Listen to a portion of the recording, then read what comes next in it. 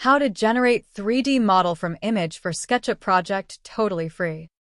Visit COPILOT lab site.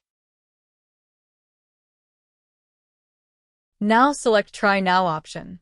Now, upload image.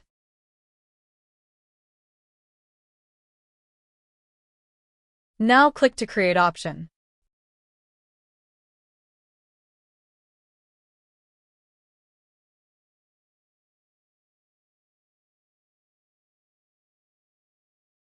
Here you can see I have generated this 3D chair using image. The result is satisfactory.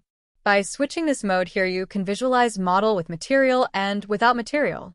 From this option you can download model for 3D printing too. Other format also given. Now here 3D generation is completed.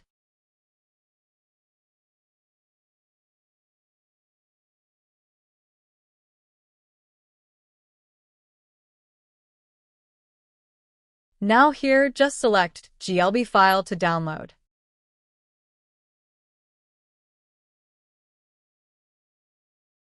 Now open SketchUp. Now import model as a.glb.